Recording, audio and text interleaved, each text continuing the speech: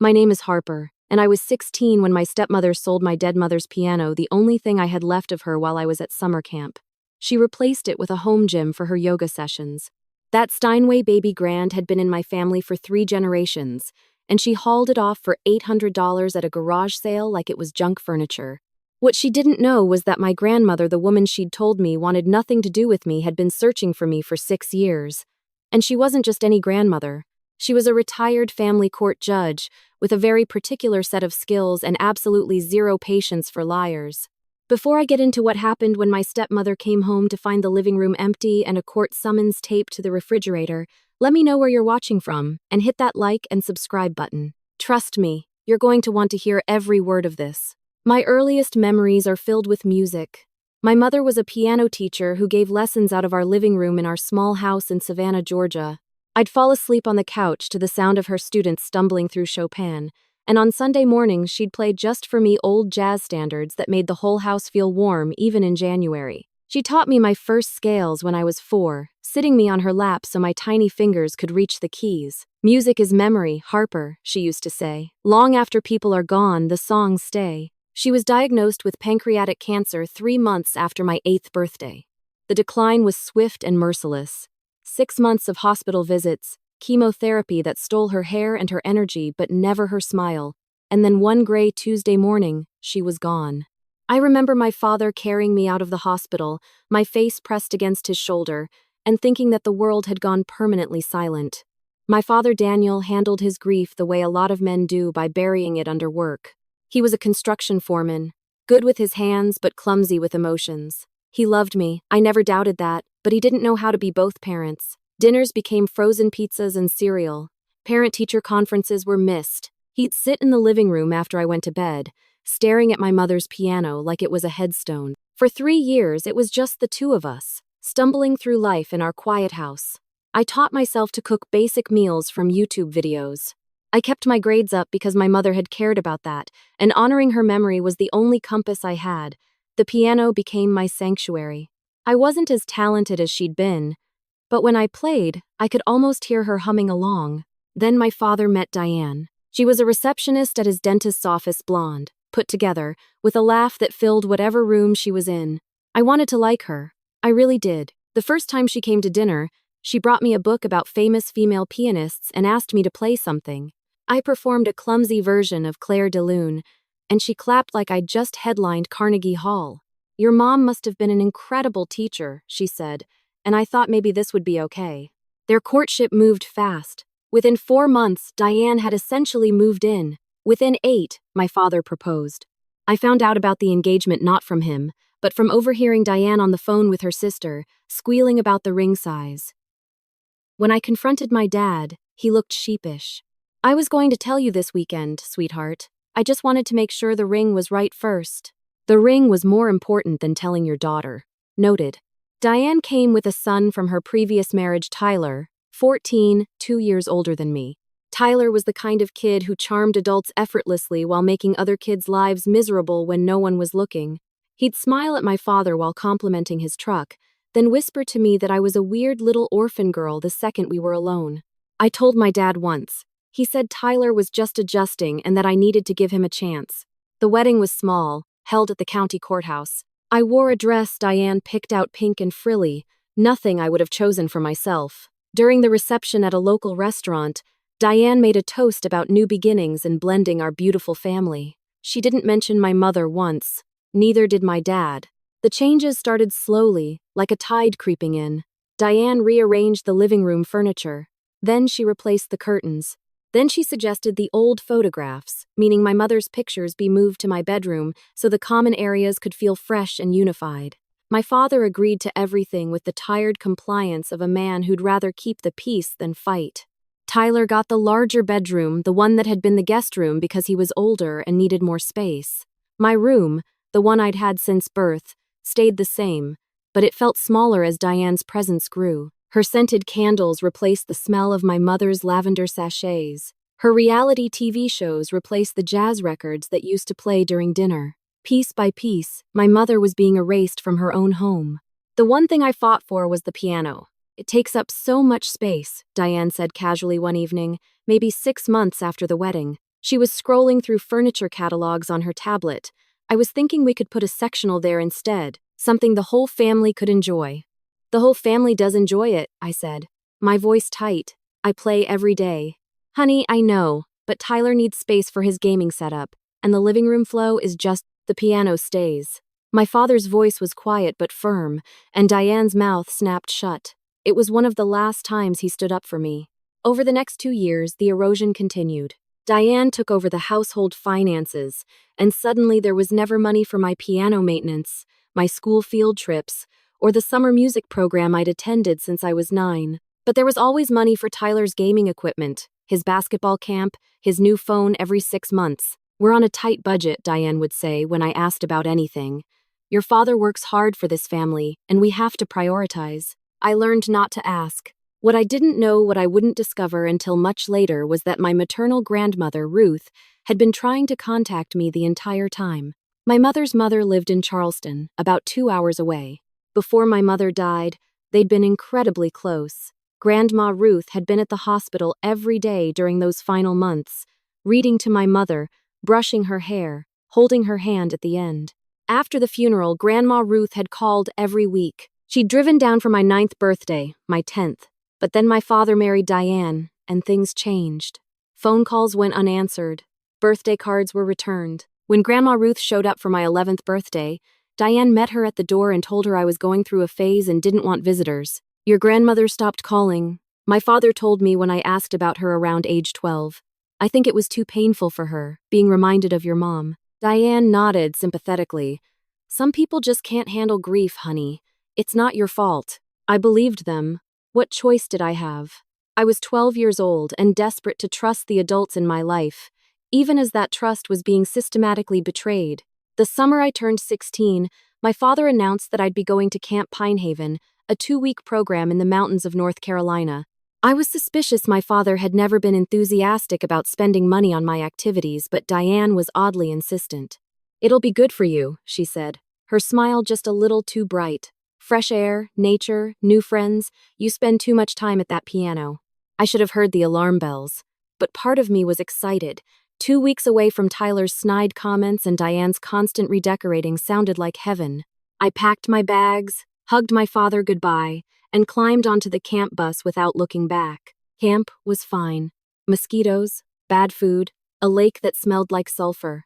I made a friend named Jess who played guitar, and we spent evenings by the fire making up songs. For the first time in years, I felt like a normal teenager. On day 11, I called home to confirm my pickup time. Tyler answered, "Hey Harper, how's nature girl? Fine. Can you put Dad or your mom on? They're not here. They're at the furniture store." Furniture store? What for? A pause. Then Tyler laughed that mean little laugh I'd come to dread. "Oh, you don't know yet? Mom sold your old piano. We're getting a Peloton and a massage chair for that corner. Looks way better already." The phone nearly slipped from my hand. "What did you just say?" "The piano. It's gone. Some guy came with a truck on Saturday. Mom got like $800 for it, which is honestly generous for that old thing." Dad said. I hung up. I don't remember the next few minutes clearly. I know I walked to the edge of the lake and sat on a rock and stared at the water until the counselor found me. I know my hands were shaking so badly I couldn't unlock my phone when I tried to call my father. When I finally got through, his voice was careful and rehearsed. "Harper, listen. Diane and I discussed it, and we felt the piano was taking up space that the family needed. You're 16 now. You have other interests. That was Mom's piano." My voice came out strangled. That was the only thing I had left of her. "I know it feels that way, but it doesn't feel that way, Dad. It is that way. You let her sell Mom's piano for $800? A long silence. Then, quietly, "It was Diane's decision, and I support it. When you come home, we can talk about getting you a keyboard. A digital one. They're very—" I hung up again. Then I walked back to my cabin, crawled into my bunk, and cried until my ribs ached. Not just for the piano, but for everything, for my mother, for the father who used to be brave enough to protect what mattered, for the little girl who thought music could keep her mother alive in some small way. Jess found me an hour later. She sat on the edge of my bunk and didn't say anything for a long time. Then she said, "Do you have anyone else you can call? Like any other family?" "My grandmother," I said, the word feeling rusty in my mouth. "But she doesn't want to hear from me. She stopped calling years ago. Jess frowned. Do you know that for sure, or is that what they told you? The question hit me like cold water. I'd never considered the alternative. I'd been told my grandmother walked away, and I'd accepted it the same way I'd accepted everything else with the quiet obedience of a kid who'd already lost too much to risk losing more. I don't have her number, I admitted. What's her name? Ruth Calloway. She lives in Charleston. She was a judge. Jess had her phone out before I finished the sentence. 3 minutes of searching later, she showed me the screen. Ruth Calloway, retired family court judge, Charleston, South Carolina. There's a number for her law office. It says emeritus, but there's a contact. I stared at the number like it was a grenade. What if she doesn't want to talk to me? What if Diane was telling the truth and she just moved on? Then you'll know, Jess said, but I've got a feeling that's not what happened. I dialed the number at 7:42 p.m. on a Thursday. A woman's voice answered on the second ring, warm and professional. Calloway residence. Is this Ruth Calloway? Speaking. Who's calling, please? It's Harper. I could barely get the words out. Harper Mitchell, Margaret's daughter. The silence that followed lasted maybe 3 seconds, but it felt like an hour. Then I heard a sound I'll never forget, a sharp intake of breath followed by what could only be described as a sob compressed into a single syllable. Harper? Oh my God. Harper, baby, is that you? Grandma? Where are you? Are you okay? Oh, sweetheart, I've been trying to find you for 6 years. 6 years. They told me you didn't want to see me. They returned my letters. They changed the phone number. I hired an attorney and your father's wife filed a harassment complaint. I've been fighting to Harper. Are you safe? The dam broke. I told her everything. The piano, Diane, Tyler. The slow, methodical erasure of my mother from our home and my life. The financial neglect. The isolation. I talked for 45 minutes without stopping, and she listened to every word with the focused attention of a woman who'd spent 30 years hearing testimony. When I finished, her voice had changed. The grandmother's warmth was still there, but underneath it was something else, the steel of a woman who'd spent a career protecting children exactly like me. Harper, I need you to listen carefully. Do not call your father or Diane. Do not tell them we've spoken. I'm going to make some calls tonight, and I will be at that camp tomorrow to pick you up. Can you sit tight until then? I can't just leave camp. They need a parent or guardian to... I'm your maternal grandmother. I have legal standing, and by tomorrow morning, I'll have a temporary custody document from a judge I've known for 20 years. You let me worry about the paperwork. You just pack your things and be ready. She was there by noon the next day. I saw the silver Lexus pull into the gravel parking lot, and I knew somehow, I just knew it was her. The woman who stepped out was tall, straight-backed, with silver hair cut in a sharp bob and the kind of presence that made people instinctively stand up straighter. She wore pressed slacks and a cream blouse, and when she saw me walking toward her, she pressed both hands over her mouth. We met in the middle of the parking lot. She held me so tight I could feel her heartbeat against my cheek, and she smelled like jasmine and old books, and suddenly I was 8 years old again, sitting in her kitchen in Charleston while she made sweet tea, and my mother played piano in the next room. Let me look at you, she said, pulling back, her eyes glassy. You look exactly like her, exactly. The camp director, to his credit, didn't argue when Grandma Ruth presented the custody paperwork and her ID. I think he could tell from the look on her face that arguing would be unwise. I said goodbye to Jess, who hugged me and whispered, "Go get your piano back." In the car, my grandmother explained everything. After my mother died, she'd been deeply involved in my life, attending school events, keeping me on weekends, maintaining the connection to my mother's memory. But when Diane entered the picture, things changed rapidly. Diane saw Grandma Ruth as a threat, a constant reminder of the woman Daniel had loved before her, and worse, a woman with legal knowledge and resources. She told your father I was undermining her authority, Grandma Ruth said, her knuckles white on the steering wheel.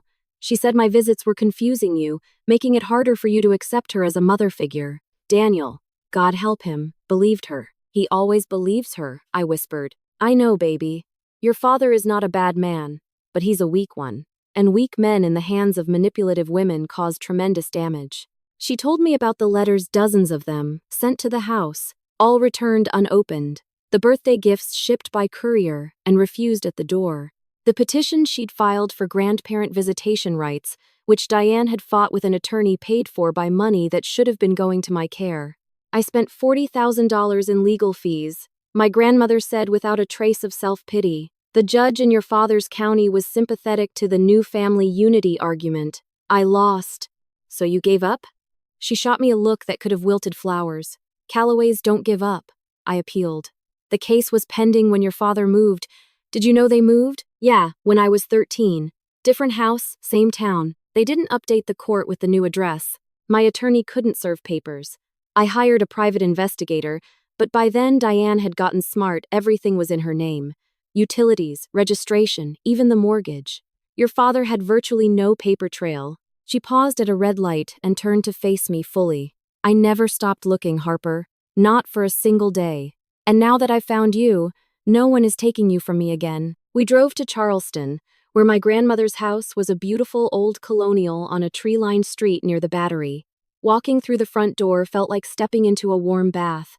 The house was full of my mother photographs on every wall, her college diploma framed in the hallway, a vase she'd made in pottery class sitting on the mantel. In the living room, in a spot clearly reserved for it, was an empty space. That's where the piano was supposed to go, my grandmother said quietly. When your mother was sick, she made me promise to keep it safe for you. I told your father after the funeral, but he said he wanted it in the house for you to play. I thought it would be okay. My throat tightened. She sold it for $800. Grandma Ruth's expression went very still. We're going to get it back, and we're going to do a few other things too.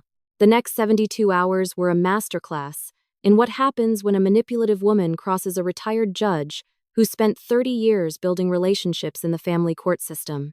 Day 1. Grandma Ruth's attorney filed an emergency motion for temporary guardianship, citing parental neglect and emotional abuse. The filing included 6 years of documented attempts at contact, financial records showing Diane's spending patterns versus what was being allocated to my care, and my own written statement about the piano and everything else. Day 2. The judge granted temporary custody to my grandmother pending a full hearing. My father was served at his workplace. He called Grandma Ruth's phone immediately, sounding panicked. Ruth, this is crazy. You can't just take my daughter. My grandmother, who had put the call on speaker so I could hear, responded with ice-cold precision. Daniel, I've spent 6 years trying to be part of Harper's life through legal channels while your wife systematically blocked me. She sold Margaret's piano, a family heirloom that your late wife explicitly wanted preserved for her daughter. Harper called me from camp in tears. If you want to discuss what's crazy, I suggest you start with your own household. Diane said the piano was. I don't care what Diane said. I care about what Harper needs. And what she needs is to be in a home where her mother's memory is honored, not erased. Day 3. We went back to Savannah. My grandmother, her attorney, a social worker from CPS, and me. The drive was quiet. I was terrified and relieved in equal measure, the emotional equivalent of jumping off a cliff and discovering you can fly, but the ground is still very far down. Diane opened the door, and her face went through a remarkable series of expressions: surprise, confusion, recognition, and then a flash of something ugly that she quickly masked with a tight smile. Ruth, what a surprise. Daniel didn't mention. Daniel doesn't know we're here yet, my grandmother said pleasantly. This is Barbara Chen from Child Protective Services, and this is my attorney, James Whitfield. We're here to collect Harper's belongings, and we have a court order authorizing us to do so. Diane's smile didn't waver, but her eyes went hard. I don't think that's necessary. Harper's things are right where she left them. She's welcome to come home any time. She is home, my grandmother replied. With me. May we come in? We entered the house that had been mine for 16 years, and I felt like a ghost visiting a place I'd once haunted. The living room, where my mother's piano had stood for as long as I could remember, now held a Peloton bike and one of those massage chairs you see at the mall. A framed photo of Diane and Tyler at the beach hung where my mother's portrait used to be. My grandmother took it all in without comment, but I saw her jaw tighten.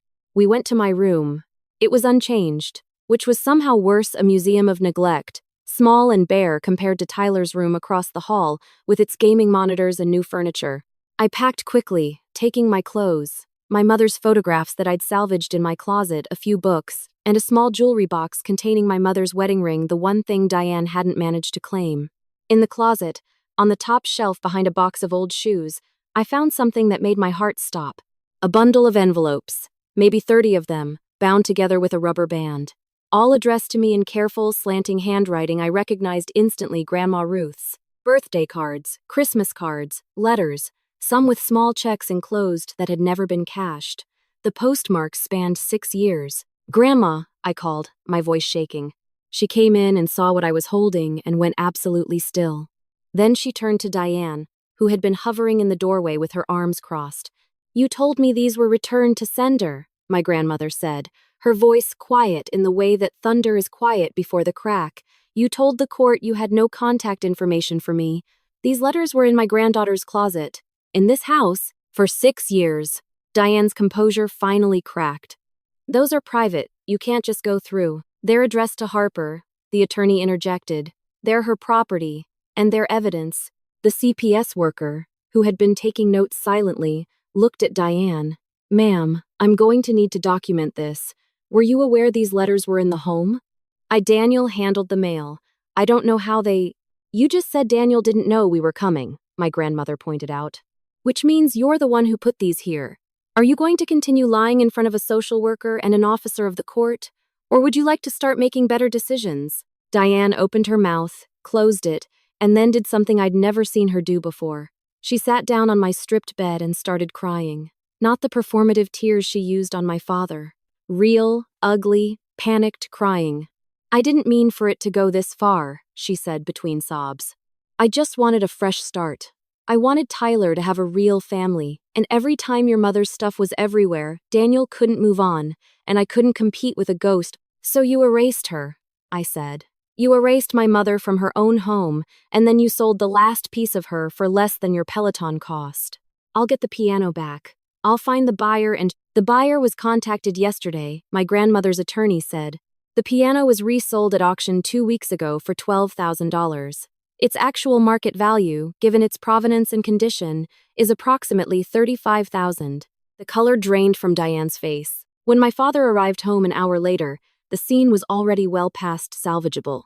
The CPS worker was completing her report. The attorney was photographing the hidden letters as evidence. My belongings were loaded into my grandmother's car, and Diane was sitting in the kitchen, mascara streaked, looking like a woman watching her carefully constructed world come apart at the seams. "Harper." My father looked at me with an expression that broke and infuriated me simultaneously. "What's going on?" "I found Grandma Ruth's letters, Dad. All of them. Hidden in my closet for 6 years. He blinked. "What letters?" "Exactly," my grandmother said from behind me. "What letters?" "The ones your wife told you were returned. The ones she hid from your daughter while telling Harper I'd abandoned her. The same way she convinced you to let her sell Margaret's piano while your child was at summer camp."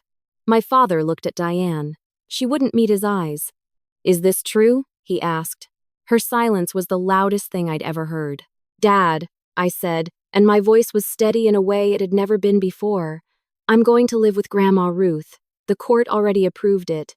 You can fight it, but everything Diane did is documented now, and it won't go well for either of you. You can't, I'm your father."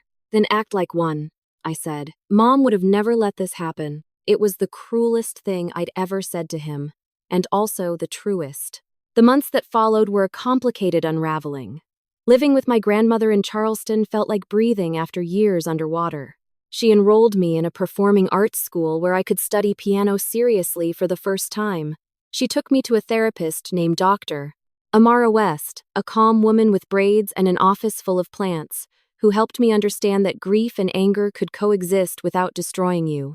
"You're carrying 2 losses," Dr. West told me during one of our early sessions. "Your mother's death and the slow loss of your father to someone who exploited his weakness. Those are different wounds, and they heal at different speeds." My grandmother's legal team didn't rest. The full custody hearing took place 3 months after I moved to Charleston.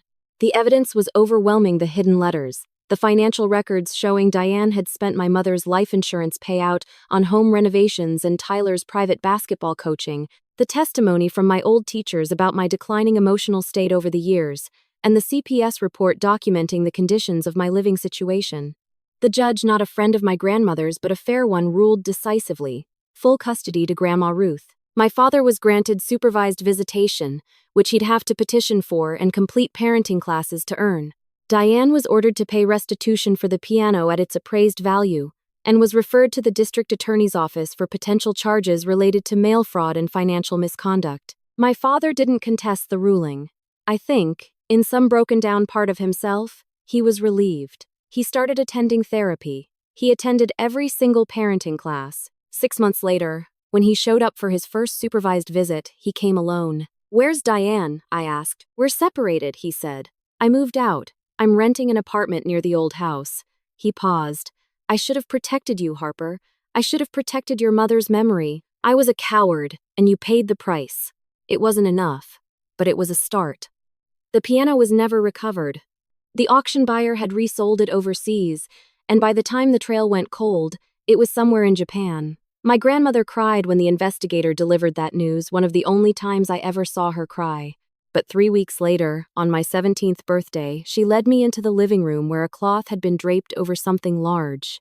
When I pulled the fabric away, I found a restored 1920 Steinway Model M in mahogany, not my mother's piano, but one from the same era, with the same warm resonance.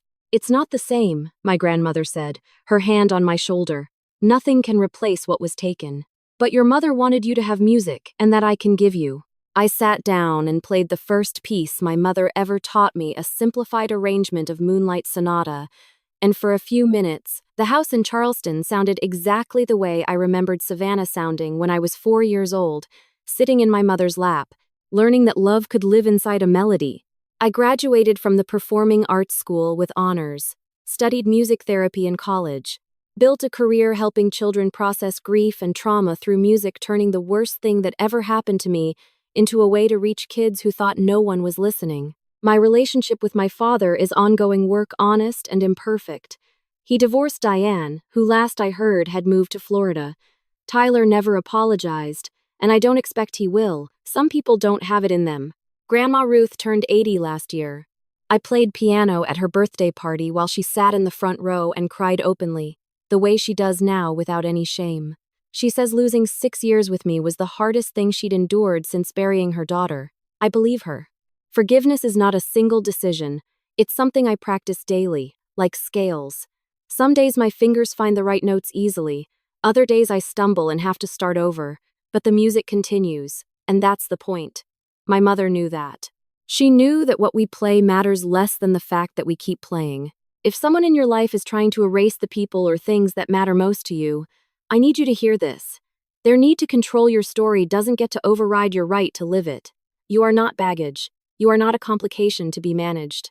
You are a whole person with a history worth honoring and a future worth fighting for. Thank you for listening to my story. If it meant something to you, please like this video and subscribe to Steal Revenge for more stories about standing up when the world tries to knock you down. Leave a comment telling me, have you ever had someone try to erase what mattered most to you? How did you fight back? I read every single one. Remember, they can take the piano, but they can't take the music.